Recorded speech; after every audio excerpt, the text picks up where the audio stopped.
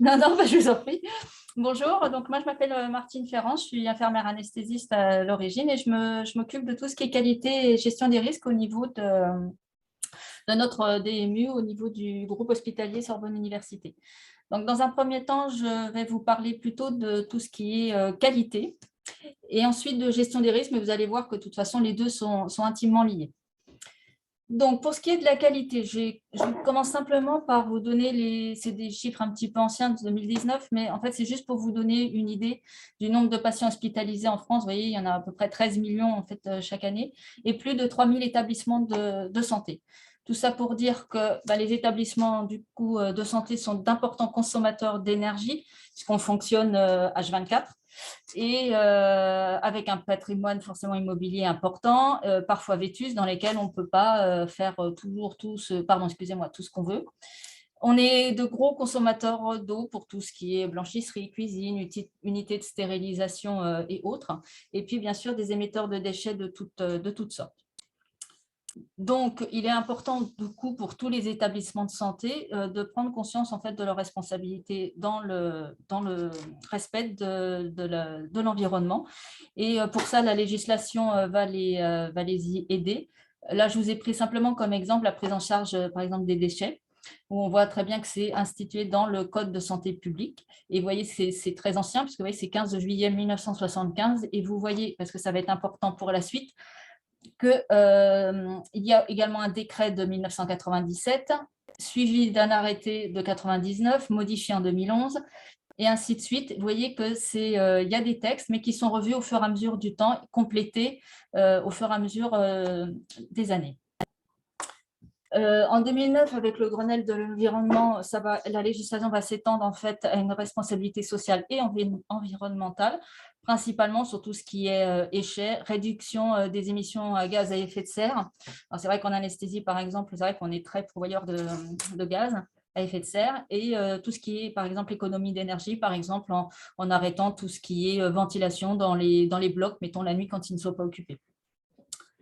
Et ça va aussi impulser toute une démarche au niveau des fédérations hospitalières, du ministère de la Santé, mais également au niveau des sociétés savantes, par exemple la SFAR, la Société française d'anesthésie et réanimation, puisqu'il y a au niveau de la SFAR Green, qui a édité 18 fiches relatives au développement durable, mais qui également édite des recommandations. Donc, pour exemple, je vous ai pris celui de l'arrêt du protoxyde d'azote dans les blocs.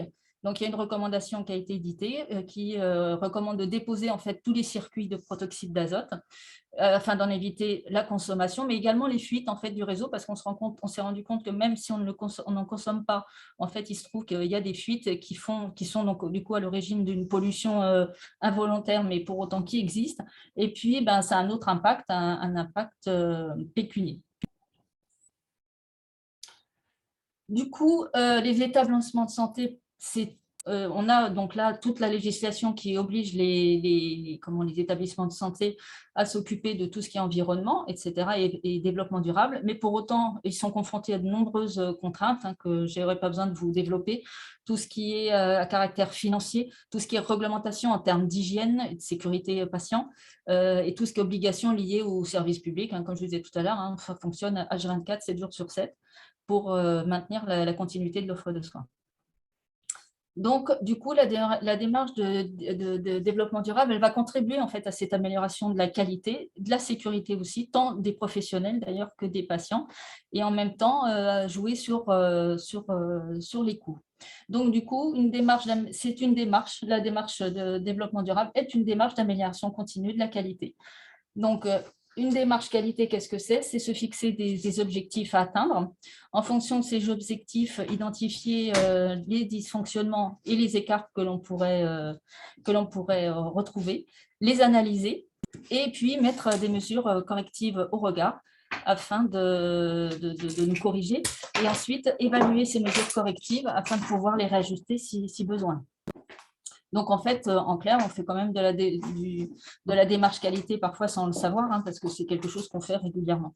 Donc, il y a un schéma qui est assez ancien, mais qui est toujours valable, en fait, où on voit les différents écarts en fait, auxquels on est confronté. D'un côté, les points de vue du patient, entre la qualité qu'il attend en fait, quand il arrive à l'hôpital et la qualité telle qu'il la vit en fait, lors de son hospitalisation.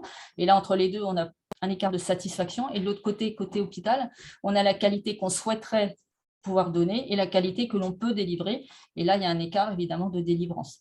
Et encore, de chaque côté, pardon, excusez-moi, vous avez un écart dans la perception entre ce qui est vécu et ce qu'on peut délivrer réellement, et puis la conception entre ce que l'on nous demande et ce que l'on peut faire.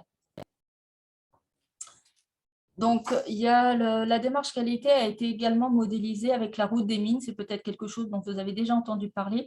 C'est la démarche PDCA, c'est pour Plan, Do, Check et Act. Donc, cette démarche qualité, elle est modélisée de la façon suivante, c'est-à-dire qu'en premier lieu, on va planifier ce que l'on veut faire en impliquant tous les acteurs et surtout en choisissant bien un champ d'action pour ne pas partir dans tous les sens. Ensuite, développer et réaliser l'action, c'est-à-dire prévoir un audit, par exemple, pour justement aller vérifier si ce que l'on a planifié est raccord avec ce que l'on veut. Ensuite, une fois que cela est fait, on va faire vérifier en fait les résultats, analyser s'il y a des écarts, rechercher éventuellement les causes et mettre en place des plans d'action. Et en dernier, on va agir ou réagir en fait pour améliorer l'action, c'est-à-dire réévaluer les plans d'action. Et puis, vous voyez que cette action, c'est deux flèches qui tournent sur elles-mêmes, puisqu'une fois qu'on a réévalué, il va falloir repartir sur un cycle, replanifier une action, reprendre des audits, reanalyser les écarts, voir si en fait, les actions qu'on a mises en place sont bien utiles ou bien complètes, et ainsi de suite. Donc, en fait, une démarche qualité, c'est une démarche d'amélioration qui est continue et par itération successive. Vous voyez que les actions se succèdent les unes à la suite des autres et vous voyez que là, il y a le petit, la flèche monte, hein, c'est la pente du progrès, c'est que ça demande quand même des efforts à chaque fois et de tout le monde d'ailleurs. Et vous voyez qu'en bas, à gauche, il y a une petite cale, ce qu'on appelle la cale du progrès, c'est-à-dire l'expérience qu'on acquiert au fur et à mesure des itérations et qui permet de bien caler tout le processus. Parce qu'en fait, si on enlève cette petite cale, tout repart dans l'autre sens et en fait, on n'arrive pas à capitaliser l'expérience au fur et à mesure du temps. Donc ça, c'est quelque chose d'extrêmement important. C'est vraiment quelque chose qu'on doit faire successivement et de manière continue. Donc, si je vous dis ça, il y a une autre démarche qualité qui est continue et par itération successive que vous connaissez bien. C'est la certification qui va arriver là chez nous très prochainement. Donc, juste un petit rappel, hein, c'est assez ancien maintenant, la certification. La première version date de 1996 hein, avec la réforme hospitalière.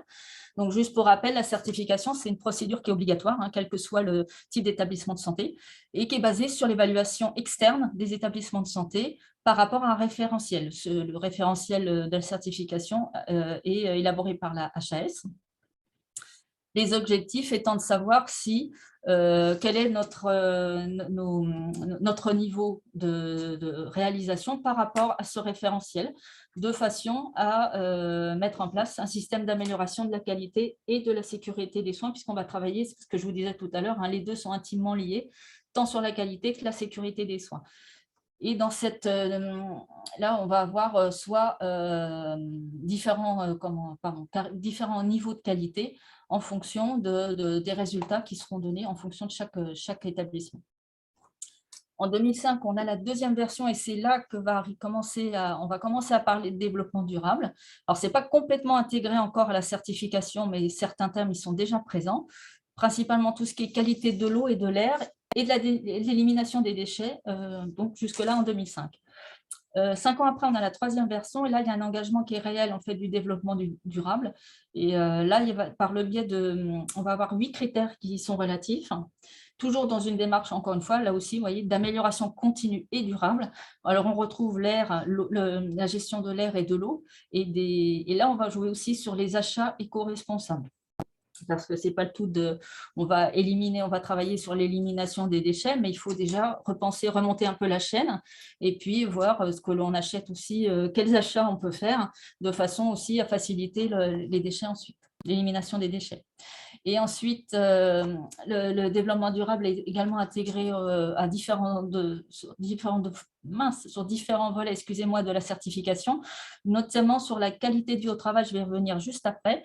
Et c'est intégré comme un principe directeur du pilotage des établissements de santé, puisqu'ils vont mettre en place un comité développement durable qui sera organisé par la direction des achats, de la logistique et du développement durable maintenant, et qui est constitué de différents professionnels, tant médicaux que paramédicaux. Les différentes missions, c'est d'établir justement la politique et les actions à mener en matière de développement durable pour l'établissement. Donc, d'un point de vue médical, ça va être tout ce qui est gestion des déchets, prescription, par exemple, c'est des exemples, il y en a d'autres, hein, l'élimination des médicaments, des gaz, des dispositifs médicaux. Donc, j'en reviens à la qualité de vie dont je vous parlais tout à l'heure. Donc, c'est par exemple la qualité environnementale de l'architecture. On peut travailler par ce biais-là. Les espaces de vie ou de travail, le transport, par exemple. Tout ce qui est logistique, restauration, éco-responsable, par exemple, éviter tout ce qui est gobelets en plastique, bouteilles d'eau en plastique, par exemple, ou la recherche et la formation, c'est ce que vous faites, par exemple, formation à une démarche de développement durable. Donc, à titre d'exemple, je vous ai mis là, au niveau de Sorbonne Université, les actions qui avaient été listées en 2020. Donc, je vous parlais des gobelets en plastique ou de la diminution de l'usage unique en restauration, ce qui avait été instauré il y a plusieurs années.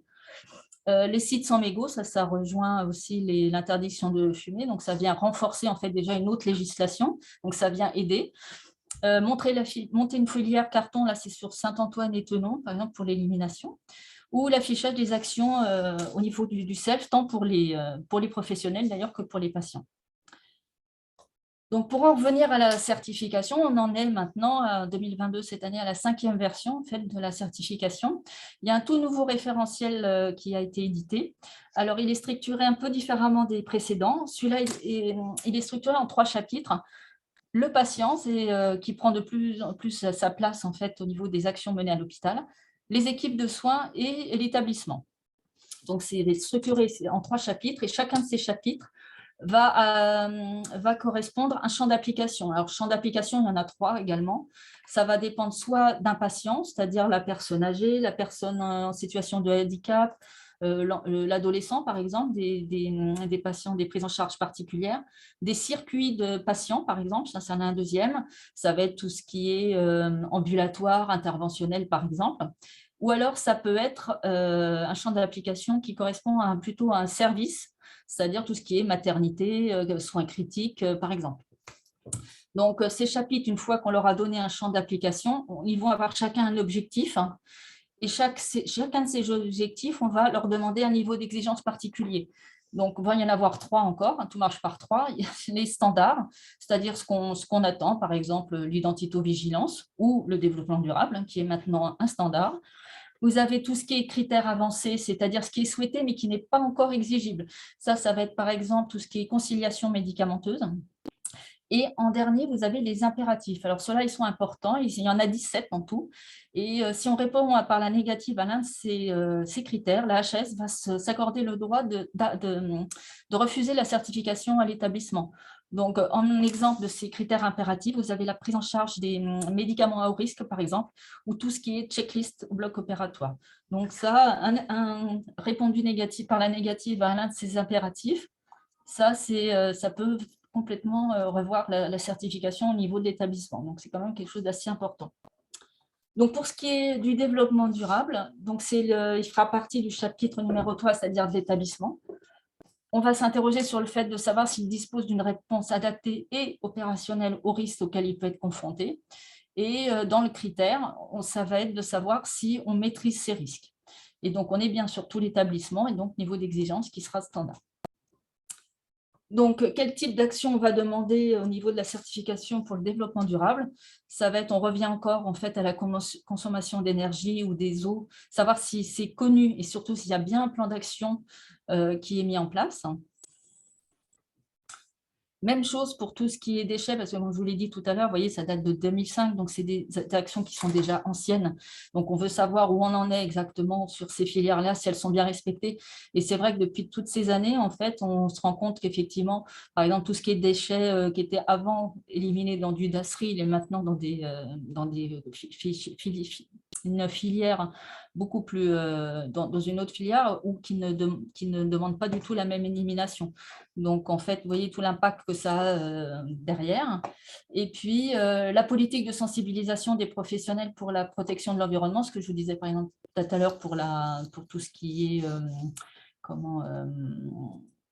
restauration, par exemple, les plans de maîtrise des risques environnementaux, les diagnostics initiaux, regarde les enjeux du développement durable, et des stratégies d'adaptation aussi de son fonctionnement, avec toujours des plans d'action pour savoir en fait ce qui a été mis en place.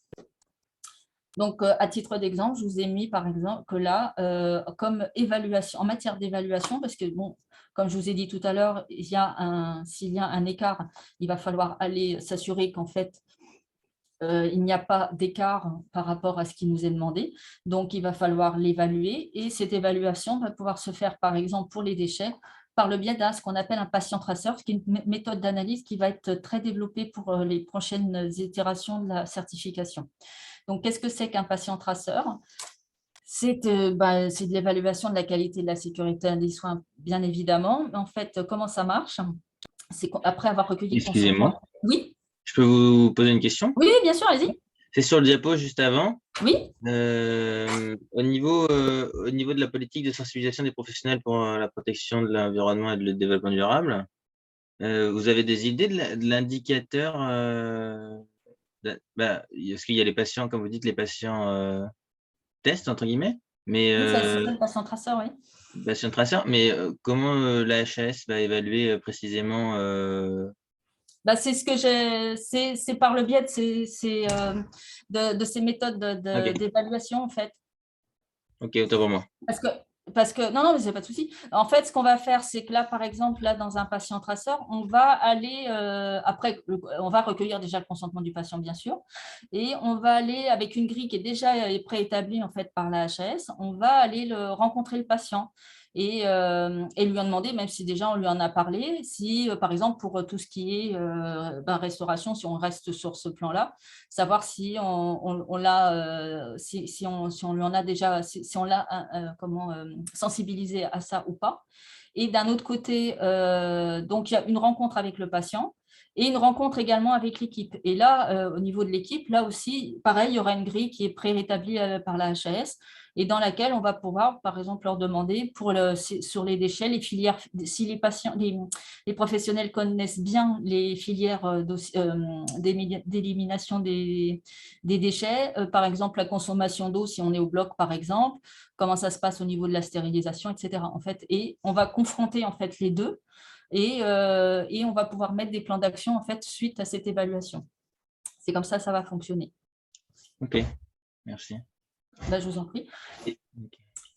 Donc, en gros, la démarche qualité, en fait, ça concerne tout le monde. Hein, c'est un enjeu de santé publique, hein, mais également organisationnel, puisque ça nous permet de mettre le doigt sur nos dysfonctionnements et de réfléchir en fait à nos organisations, à nos pratiques, comment on le fait, pourquoi on le fait, et de nous améliorer en fait de façon permanente. Et puis, c'est un enjeu financier aussi, comme je vous le disais tout à l'heure, hein, parce que ça peut aussi aider en prenant les actions par ce biais-là. Je m'excuse, c'est assez long, c'est assez condensé, hein, parce que parler de qualité et de gestion des risques en 1 heure, c'est très condensé. Donc, n'hésitez pas à m'arrêter hein, si vous avez si je ne suis pas claire ou si vous voulez d'autres informations au fur et à mesure. Donc, voilà ce que je voulais vous dire pour tout ce qui est qualité. Et je voulais après parler de gestion des risques, mais vous allez voir, c'est vraiment très… les méthodes sont bien sûr pas les mêmes, mais vous allez voir que les objectifs sont très similaires. Avant de commencer, je voulais juste faire un petit point sur les définitions, qu'on soit bien d'accord sur ce qu'est un danger, par exemple, puisque le danger est une nuisance qui est potentielle, qui peut atteindre une personne, des biens ou, là, pour le coup, l'environnement. Et un élément dangereux, un élément d'un système ou d'un environnement qui présente un danger, c'est-à-dire une nuisance potentielle pour quelqu'un, pour quelque chose. Et l'accident, en fait, c'est l'événement redouté. En fait, le danger est arrivé, en fait, et on y est confronté. Et une barrière de sécurité, c'est un artifice qui peut être matériel, logistique ou humain et qui permet justement de limiter la propagation d'un danger quand il arrive ou tout au moins d'en limiter au maximum les conséquences. Je vous ai listé quelques dangers génériques, en fait. Bon, le danger humain, ça c'est le premier auquel on peut penser. Hein. Médical, l'organisation, ça joue énormément aussi dans l'apparition d'un risque. Donc environnemental, tout ce qui est technique aussi, notre informatique aussi qui peut régler beaucoup de risques, mais qui en crée aussi parfois. Le risque financier, juridique, médiatique et social, mais il y en a encore bien d'autres. Donc, vous voyez, on est confronté quand même à de nombreux dangers dans nos pratiques quotidiennes. Donc, pour finir avec les définitions, je voulais juste reprendre la définition de l'événement indésirable selon l'HAS. Il l'a décrit comme une situation qui s'écarte de procédures ou de résultats escomptés dans une situation habituelle et qui serait donc potentiellement source de dommages. Donc, en général, les événements indésirables, ils sont cotés en gravité. Et là, l'événement indésirable grave, c'est en fonction de la gravité, on peut le déterminer comme un événement indésirable grave dans la mesure où la gravité a un caractère d'hospitalisation en réanimation, par exemple, d'une intervention ou d'une nécessité d'une réintervention chirurgicale, lorsque le risque vital est engagé, bien sûr, ou quand il y a, bien sûr, a fortiori un décès. Mais dans tous les cas, c'est une situation, dans les deux cas, qui est bien évidemment inattendue. Hein. Voilà. Et les événements indésirables graves font, quant à eux, l'objet d'une procédure d'analyse qui va être identique à un événement indésirable, mais qui par contre, nécessite une déclaration au niveau de l'ARS. Et ces déclarations sont un caractère obligatoire pour n'importe quel service, par contre, de l'hôpital.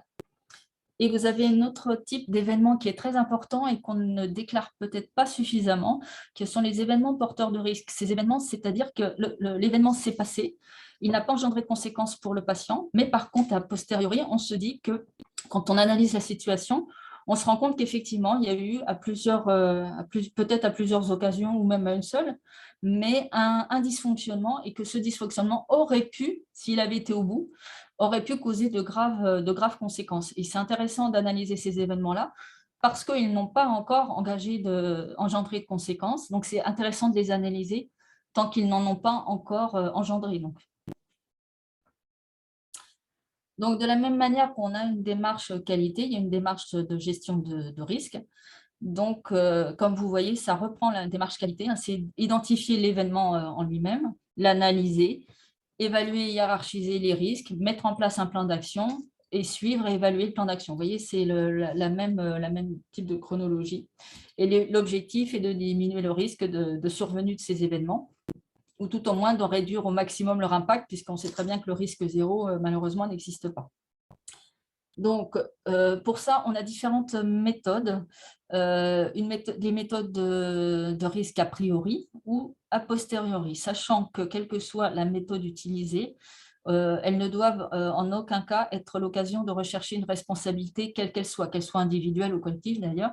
On ne recherche pas de la responsabilité, on recherche des causes et on recherche à nous améliorer uniquement. Et il y a autre chose, un point autre qui est autrement aussi important, c'est ce qu'on appelle la deuxième victime. La première victime étant bien évidemment le patient, mais la deuxième victime, c'est le soignant, hein, parce que selon les conséquences d'un événement indésirable, ce n'est pas forcément facile à vivre. Donc, il y a une prise en charge également qu'il ne faut pas oublier, qui est très importante de cette deuxième victime. Donc, les méthodes d'analyse, donc a priori, c'est-à-dire qu'on va là faire une démarche préventive. C'est ce qu'on va faire si, par exemple, on analyse un événement porteur de risque dont je vous parlais tout à l'heure. Donc là, on va pouvoir travailler sur ce qui aurait pu survenir, ou une gestion des risques a posteriori. Là, l'événement est arrivé et on va analyser l'événement et faire une démarche réactive du coup. Donc, en exemple simplement d'approche a priori, vous avez, je ne sais pas si vous avez entendu parler de cartographie des risques, c'est-à-dire qu'on va lister tous les risques probables dans un système, par exemple un service de gynéco, enfin quel que soit un service hospitalier, on va lister et hiérarchiser tous les risques d'un service. Ou alors réactif, c'est une démarche réactive, c'est-à-dire toutes les analyses que l'on peut faire en RMM ou CREX, mais je vais y revenir tout à l'heure. Au sein de l'assistance publique et peut-être dans vos hôpitaux, vous avez une méthode qui est plébiscitée en fait par la HAS, qui est la méthode ALARME. C'est une méthode d'analyse des causes profondes des événements indésirables. Et il y a ainsi qu'une méthode, ça va être toute une méthodologie du coup pour analyser les événements indésirables. Donc là, lorsqu'un événement indésirable se produit, une enquête est enclenchée, c'est-à-dire qu'on va faire tout ce qui est reconstituer tous les faits chronologiquement. Et au fur et à mesure, c'est la deuxième étape, identifier s'il y a eu un défaut ou un écart en fait, par rapport aux attendus, aux recommandations. Troisième étape, ça va être d'identifier les erreurs système, c'est-à-dire en fait, dans la méthode ALARME, on a une grille. Et en fonction de cette grille, on va avoir différents systèmes. Donc, ce que vous avez en dessous, tout ce qui est lié à l'institution, à l'organisation, aux tâches à accomplir, à l'équipe, etc. Et on va aller lister tous ces facteurs de risque, en fait, en plus des écarts qu'on a identifiés juste avant. Et en fonction de tout ça, on va pouvoir proposer en fait, des actions correctives.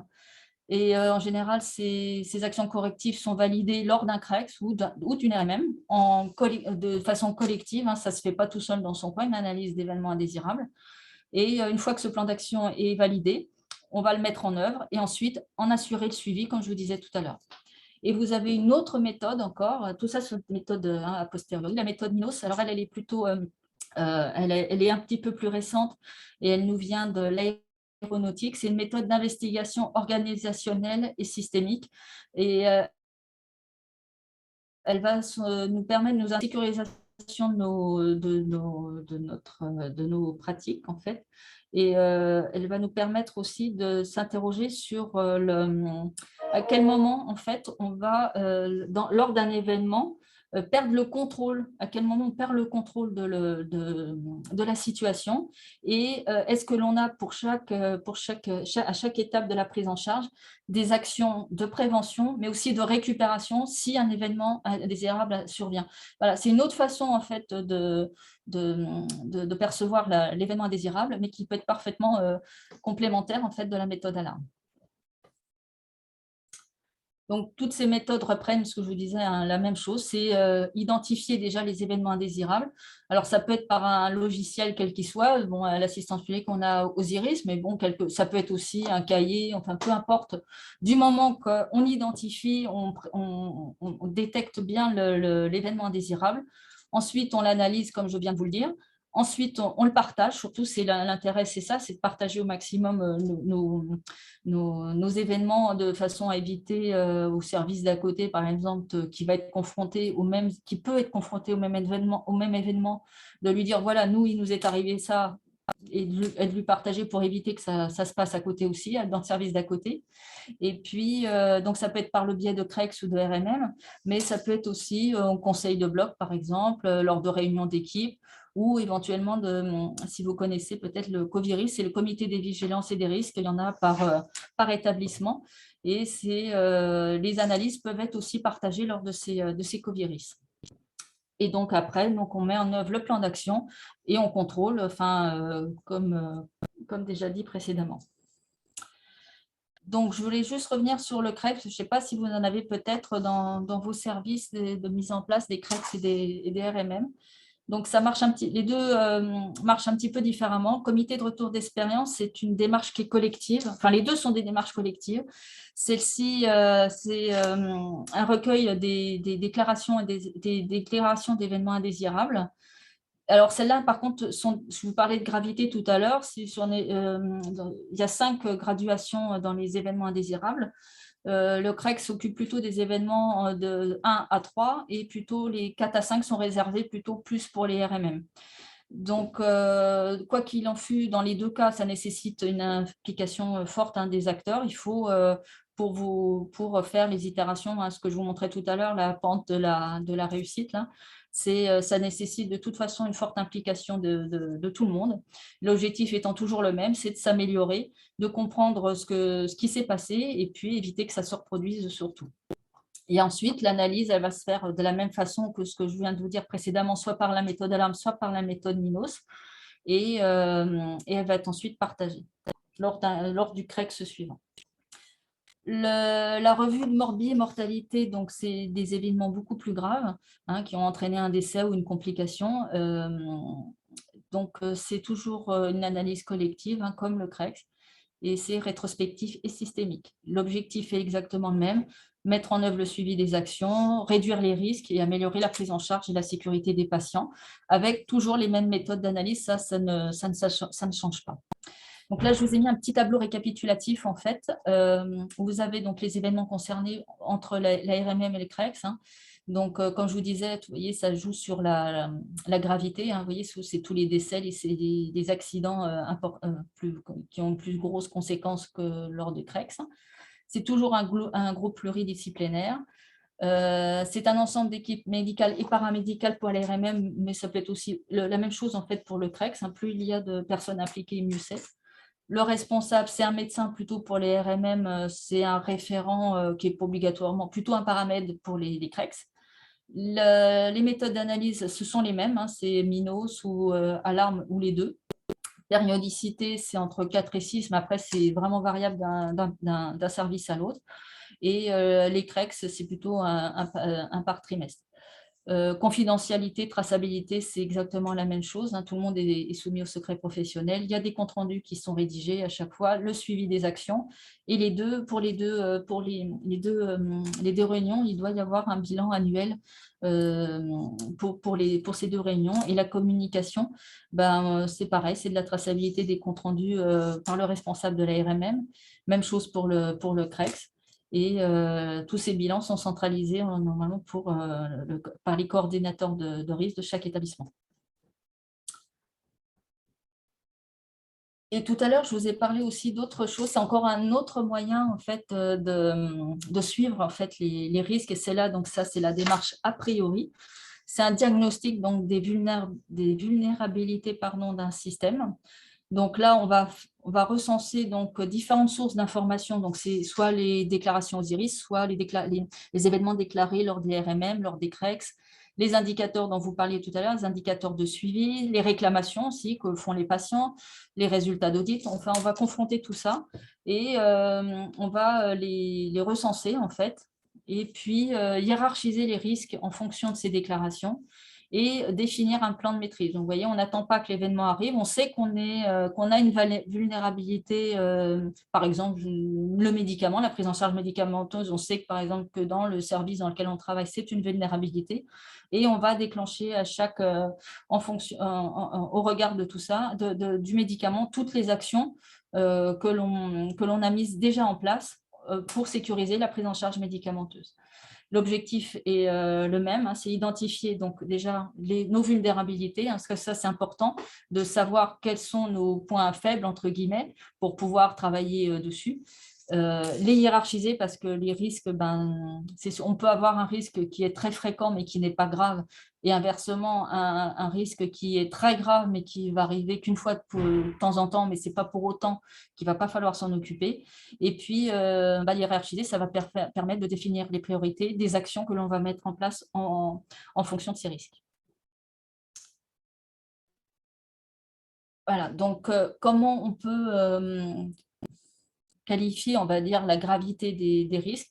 On peut être aidé par une matrice qu'on appelle une matrice de criticité, c'est-à-dire confronter d'un côté la colonne qui est la plus à gauche, c'est-à-dire la probabilité de survenue d'un événement désirable, avec les colonnes qui sont supérieures, c'est-à-dire tout ce qui est gravité. Et en fait, en croisant les deux, on va pouvoir déterminer si le risque, il est acceptable en l'état. Bon, c'est un risque, on sait qu'il peut survenir, mais en fait, la gravité n'est pas trop importante, donc on peut l'accepter comme ça. Un autre risque qui va être quand même des gravités, vous voyez, tout ce qui est jaune, beaucoup plus importante, et celui-là, il va falloir l'avoir vraiment à l'œil. Et dans le dernier tiers, ça, c'est les événements les plus rares, même si là, vous voyez, dans dans l'impossible, c'est peut-être pas un risque, comme je vous disais tout à l'heure, qui est peut-être quasiment impossible, mais il n'empêche que quand il arrive, il va être catastrophique et celui-là, il est inacceptable, il faut absolument mettre des actions en place. Ça peut aider à hiérarchiser en fait les risques auxquels on est confronté. Donc, en conclusion de tout ça, la gestion des risques, c'est aussi apprendre de ses erreurs. En fait, c'est pas toujours simple quand on est confronté à un événement indésirable de l'entendre forcément comme ça, hein, mais c'est vraiment la culture, la culture de l'erreur, se dire que de toute façon, des erreurs, on en fait absolument tous, mais que c'est une manière, malgré tout, d'apprendre et surtout de s'améliorer. Et en dernier, je voulais juste vous faire un tout petit point sur la gestion des risques professionnels, parce que là, on parle de gestion des risques au niveau du patient, mais il y a la même chose également avec la gestion des risques professionnels cette fois. C'est peut-être, je ne sais pas si vous avez déjà entendu parler de ce document, ça s'appelle le document unique d'évaluation des risques professionnels. Ça reprend exactement la même dynamique en fait. On va avoir des résultats d'évaluation des risques pour la santé et la sécurité des salariés. Et ça va être le point de départ d'une démarche qualité, là aussi, de prévention de ces risques. Et on va faire pareil, l'inventaire des risques identifiés et au regard, quelles sont les actions que l'on met en place. Notamment, c'est souvent ce qu'on appelle des fiches de données de sécurité. Alors, ça se présente comme ça, la fiche que vous avez, j'ai pris celle du méthanol par exemple, en exemple. Vous avez tous les pictogrammes de danger là, que j'ai repris sur la droite, en fait, savoir si c'est un produit qui est dangereux sous pression, dangereux pour l'environnement. Et vous avez juste en dessous, en fait, les consignes de sécurité, qu'elles soient collectives ou individuelles. Si c'est un produit, s'il y a des particularités de stockage pour ce produit. Pour l'élimination des déchets, vous voyez, tri et élimination, savoir comment on s'élimine ces produits dangereux. Et juste en dessous, vous avez aussi la conduite à tenir en cas de problème, en cas d'urgence. Qu'est-ce que l'on fait? Donc, l'action corrective en cas d'événement indésirable, en gros. Voilà, enfin, quel que soit le cas, que ce soit en démarche qualité, une démarche de gestion de risque ou une démarche de gestion de risque professionnel, les démarches sont les mêmes, elles sont continues, elles cherchent à nous améliorer de façon systématique en fait et collective, parce qu'on ne peut pas travailler tout seul dans son coin, il faut vraiment que tout le monde, que ce soit pluriprofessionnel et pluridisciplinaire. Et elle permet de réfléchir vraiment à nos manières de travailler, prendre un temps, parce que ce n'est pas toujours simple dans le quotidien où on est la tête dans le guidon. Là, ça permet aussi un peu de s'extraire du quotidien et de réfléchir à ce que l'on fait et à comment on le fait et à rectifier s'il y a des choses à rectifier, effectivement. Et puis, et formaliser également nos organisations, parce qu'on a des organisations qui sont quand même extrêmement complexes. Et le fait de pouvoir les formaliser, ça peut aider justement à bien caler toute le circuit de nos patients ou de nos prises en charge et de détecter d'éventuels écarts. Voilà, mais tout ça doit se faire vraiment en équipe, c'est ça le plus important. Voilà ce que je voulais vous dire. Est-ce que vous auriez des questions?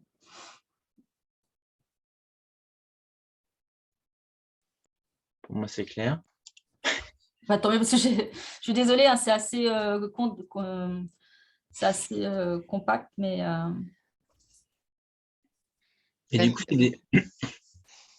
Non, mais merci beaucoup pour cette présentation. Je pense que c'est très important de mettre en exergue le fait que développement durable, ça va avec beaucoup d'autres aspects de notre vie à l'hôpital, Oui. et en particulier cette partie sécurité, amélioration de la qualité. Au début, c'est pas évident, mais en réalité, on voit bien à travers votre présentation comment tout ça se recoupe et comment effectivement d'introduire une démarche de développement durable dans un service ou dans un établissement, ça, par effet collatéral, ça a aussi un effet sur la qualité des soins et voire la sécurité des soins. Donc ça, je pense que c'est vraiment un aspect ouais, intéressant. complètement.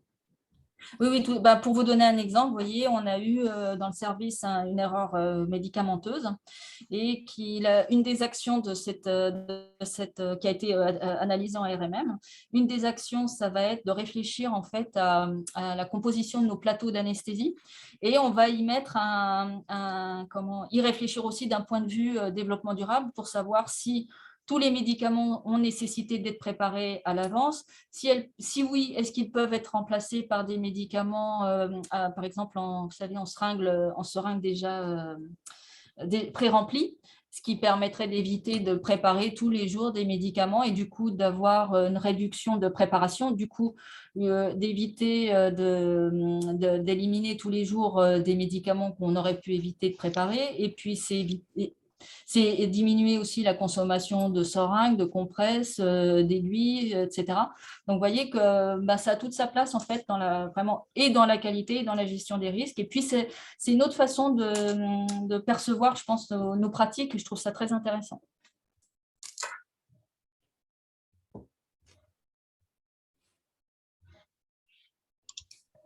Ok. Est-ce qu'il y a des questions parmi l'Assemblée qu'on ne voit pas très bien, mais est-ce que vous avez des questions? En fait, c'est vraiment pour cette partie-là, pour intégrer le développement durable, c'est vraiment d'essayer de changer le logiciel des participants aux réunions de crise, en fait, pour que au moment où on évalue les actions curatives ou éventuellement des actions préventives, on intègre des problématiques de développement durable à l'intérieur, quoi. Oui, tout à fait. Ouais, ouais, ouais. Oui, ça ne peut qu'aider. Hein, Et parce que les cellules qualité, les responsables qualité dans les services, alors, moi je suis bien exposé parce que je suis en laboratoire de biologie. Oui, Donc on oui, a on a un directeur qualité un biologiste directeur de qualité, on a des cadres de oui. directeur de qualité. Et donc, vous savez si au niveau du corps, des qualiticiens, etc., il commence à y avoir, parce qu'eux, ils parlent pas mal d'évolution par exemple, du COFRAC pour intégrer du développement durable à un moment. Mais il y a aussi, parce qu'il voilà, il y a des réunions, il y a une offre de formation vis-à-vis des qualiticiens, entre guillemets, du corps qualiticien vis-à-vis du développement durable, ouais. Vis-à-vis du développement durable, je ne sais pas si c'est intégré. Après, il y a des formations effectivement plutôt qualité, gestion de risque, mais je ne sais pas s'ils intègrent encore le développement durable au sein des formations. Pas comme la vôtre là au niveau du DU, mais au niveau gestion de risque, je ne suis pas certaine. Mais c'est une bonne question, il faudrait que je pourrais me renseigner là-dessus en fait. Ouais. Parce que au final, ça dépend, bon, comme beaucoup, hein, mais du coup, ça dépend un peu de l'investissement Tout à fait, oui. individuel de chaque directeur ou Ah directrice bah qu'on a complètement. dans le Ouais, service. ouais. Ouais, et de service aussi également. Hein. Oui, oui, bien Ouais. sûr. Oui, en Ouais. fait, faut essayer de voir en fait, faut plutôt essayer de voir au niveau de la gestion du pôle, et puis après, chacun se saisit à son échelle Oui, oui, oui. Ok. Oui, oui, parce qu'en plus, on n'a pas, comme vous, effectivement, laboratoire aussi, vous avez effectivement beaucoup d'injonctions aussi. Donc oui, il y a des services qui sont aussi plus à risque que d'autres aussi, hein, qui sont plus peut-être plus d'affinité avec la gestion des risques. Ouais. Ok. Bon, cool. Mm. Merci. Est-ce qu'il y a d'autres Merci à questions? vous. Oui, Alors, est-ce que bonjour. vous pouvez me rendre l'animation de la séance? Parce que Oui, bonjour, j'aurais juste Oui, une petite question concernant oui, la certification de l'HAS, la dernière oui. certification. Mon établissement va bientôt l'avoir. Donc, on nous a demandé déjà de remplir un tas de questions, enfin, un questionnaire sur le parcours patient-traceur. Oui.